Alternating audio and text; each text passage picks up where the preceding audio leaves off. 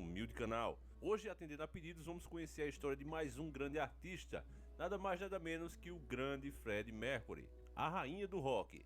Mercury, junto com todos os outros homens e mulheres que deram positivo para o HIV na década de 1980, foi vítima não apenas de uma pandemia, mas das falhas de seus próprios governos e do desprezo de seus cidadãos. A risível resposta inicial à pandemia do HIV ajudou a selar o destino de Mercury, mas sua história foi muito grandiosa, e se você quer saber mais sobre essa incrível história, pega o seu pão com carne moída e vamos iniciar o nosso vídeo. Freddie Mercury, batizado de Farrokh Bulsara, nome nada a ver com ele, temos que confessar, nasceu na colônia britânica na cidade de Pedra, em Zanzibar, hoje parte da Tanzânia. Seus pais, Bomi e Jer Bulsara, eram passes zoroastrianos de Gujarat, na Índia. A família Bulsara se mudou da Índia para Zanzibar, para que Bomi pudesse manter seu emprego no Banco Colonial Inglês, e lá o casal também teve sua segunda filha, Kashmira. Em 1954, aos 8 anos, o garoto foi enviado para estudar na Pitt Boarding School, uma escola para meninos na cidade indiana de Bombay, tendo feito todo o trajeto sozinho a bordo de um navio. Nessa época, já grande apreciador da música, ele começou a ter aulas de piano, muito influenciado pela cantora local Lata Mangeshkar. Aos 12 anos, montou uma banda chamada The Hectors, com que ele se apresentava em eventos escolares, cantando os sucessos de artistas como Clifford Richard e Little Richard. E foi nessa época que ele passou a ser chamado de Fred pelos amigos. Apesar de ser apreciado pelos mais velhos devido ao seu carisma e talento musical, o garoto sofria muito bullying por parte das outras crianças de sua idade, devido à sua personalidade, que vocês devem imaginar, um tanto afeminada, o que levou ele a se tornar uma pessoa introspectiva e muito tímida, principalmente perto de estranhos. Quando mais velho, Fred passou a morar na casa de sua avó, mas continuou frequentando o mesmo colégio até o fim do curso, voltando para a casa de seus pais em seguida. Quando Fred tinha 17 anos, a família Bulsara, assustada com a Revolução Civil de Zanzibar de 1964, mudou-se para a capital inglesa, em Londres, onde ele passou a estudar arte na escola politécnica após sua graduação.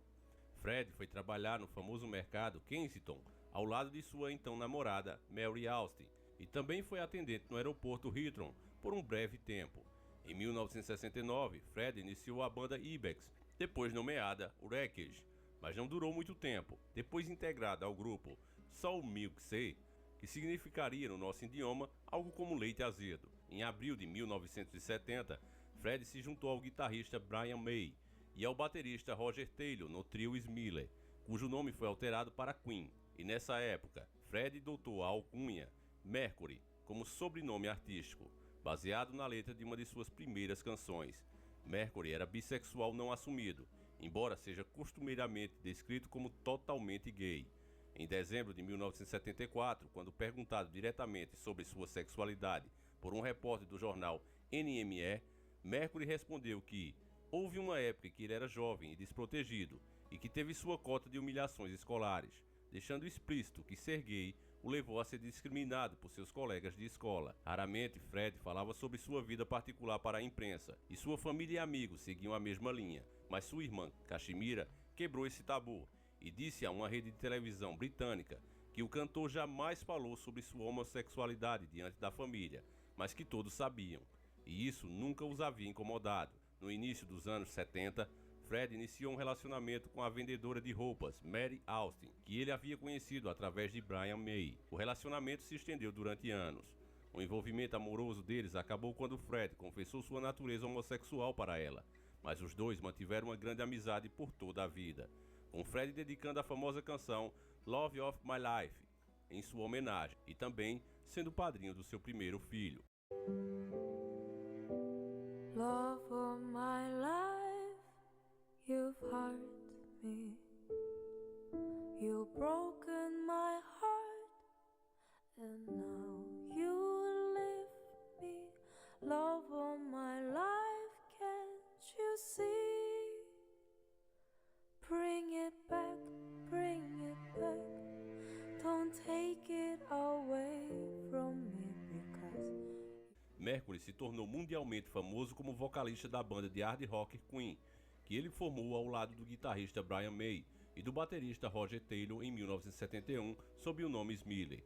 Com o nome Queen sendo adotado logo depois do recrutamento do baixista John Deacon, os primeiros álbuns da banda Queen e Queen 2 tiveram uma recepção mais limitada ao Reino Unido, e o grupo conseguiu certa projeção mundial com o disco She Heart Attack, traduzindo para o português Ataque Cardíaco Puro, com a conhecida canção Killer Queen. Mas foi em 1975 que a banda atingiu o estrelato com o álbum A Night at the Opera, A Noite da Ópera, que trouxe a canção Bohemian Rhapsody, um grande clássico no qual Mercury fundiu rock and roll com a ópera e criou aquele que é até hoje considerado uma das maiores gravações musicais da história.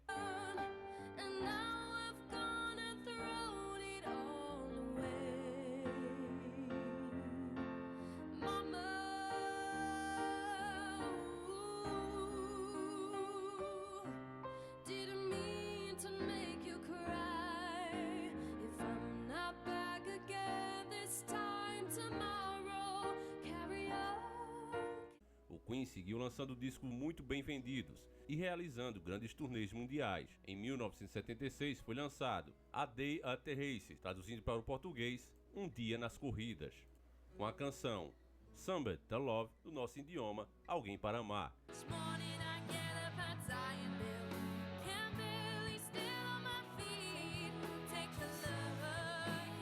E em 1977 saiu New of the World, que trouxe um dos maiores hinos do grupo, We Will Rock You, Nós Vamos Balançar Você, e também We Are the Champions, Nós Somos os Campeões, essa que virou um hino de todas as vitórias grandiosas no mundo, Olimpíadas, Copa do Mundo e etc, e etc.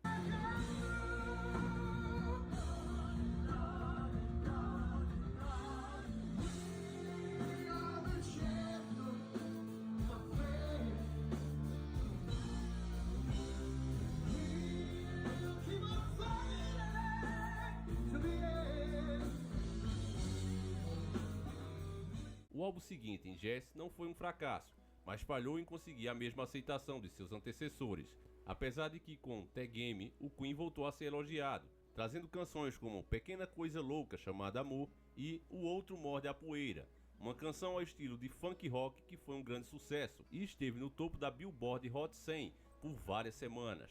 Na turnê de The Game, o Queen se tornou-se a primeira grande banda europeia a se apresentar na América do Sul, com 5 datas na Argentina e 2 no estádio do Morumbi, na cidade brasileira de São Paulo, atraindo uma audiência combinada de quase 300 mil pessoas. Em 1986, com sua popularidade altamente renovada, o Queen lançou o disco A Kind of Magic, que foi um grande sucesso e realizou uma turnê de estádio pela Europa, com uma produção e recepção nunca vista antes, com 2 concertos no estádio de Wembley que foram gravados e lançados em vários formatos posteriormente. Em 1987, Freddie descobriu ser portador do vírus da AIDS e sua saúde física se deteriorou rapidamente. Por isso, o Queen se aposentou dos palcos, sendo que o concerto final de The Magic Tour em Londres, no dia 8 de agosto de 1986, foi o último momento de Freddie no palco. Trabalhando apenas no estúdio, o grupo lançou The Miracle, ou A Miragem, em 1987, e no ano seguinte, Freddie voltou a inovar sua carreira ao lançar o disco Barcelona, um projeto de música clássica ao lado da soprano espanhola Montserrat Caballé. Em 1991, o Queen lançou Innuendo, que foi um grande sucesso comercial, mesmo estando com a saúde extremamente debilitada. Freddie continuou a trabalhar exaustivamente, tanto que após menos de um mês ele já estava em estúdio gravando vocais para um disco novo do grupo. O cantor, que morreu nesse mesmo ano, já sabia que não sobreviveria por muito tempo, por isso gravou todos os vocais antecipadamente para que a banda concluísse o trabalho mais tarde. Apesar de que no dia a dia a voz de Mercury soava em um tom barítono, quando estava cantando seus vocais atingiam uma escala de tenor, normalmente variando de baixo F/F2 para alto F/F6, quase atingindo a escala soprano, que é feminina.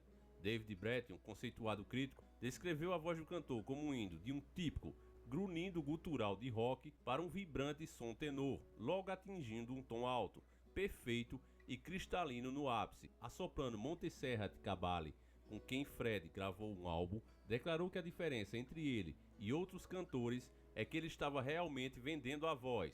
A soprano completou dizendo que sua técnica era impressionante. Sem problemas de sincronia, Ele cantava com um grande senso de ritmo, capaz de mudar facilmente de uma escala para outra. Sua pronúncia era sutil, doce e também poderosa. Ele era capaz de encontrar o tom certo para cada palavra. Além de cantar, Freddie também tinha uma grande versatilidade artística, sendo capaz de tocar vários instrumentos, sendo também o pianista do Queen. O cantor começou a ter aulas de piano aos 9 anos de idade na Índia e depois se mudou para Londres. Foi treinado na guitarra e no violão, tendo tocado esses instrumentos em várias canções do Queen. E apesar de também ter grande habilidade para tocar teclado, o cantor não gostava desse instrumento. Por isso, alguém de fora do Queen sempre era convidado para tocá-lo nos discos do grupo, como Fred Mandel e Mike Moran. Nos concertos do Queen, Fred executava ao vivo todas as partes de piano. E após 1980, quando foi lançada a canção Pequena Coisa Louca Chamada Amor.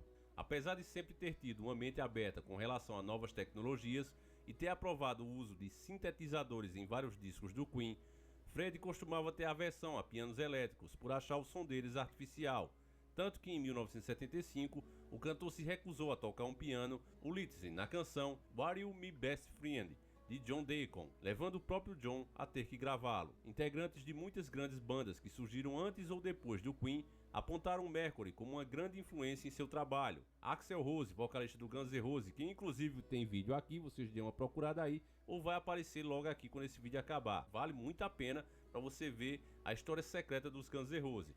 E Axl Rose baseou-se muito de postura no palco por causa de Mercury. Com relação a seus movimentos, o uso do piano e o modo de cantar, por exemplo, e declarou que se não tivesse ouvido as letras do Fred quando criança, não sabe o que teria sido dele. Kurt Cobain, do Nirvana, escreveu em sua carta de suicídio que admirava e invejava a felicidade que Fred sentia ao estar no palco. E Robert Plant, do Led Zeppelin, declarou que Mercury era o único cantor que, por trás de sua lenda, realmente era uma lenda. Paul McCartney, certa vez, se referiu a Fred como o Rei Mercury. Bom, e é isso, meus caros irmãos. Gostaria de saber o que é que você acha dessa lenda que foi Freddie Mercury. Qual música deles vocês acham a melhor? E quem atualmente, se existe de fato alguém atualmente na nossa geração capaz de se comparar ao Freddie Mercury? Você acha que tem? Existe uma canção tão boa quanto aquelas da época do Queen? Deixa aí nos comentários, tá certo, irmão? Vamos realmente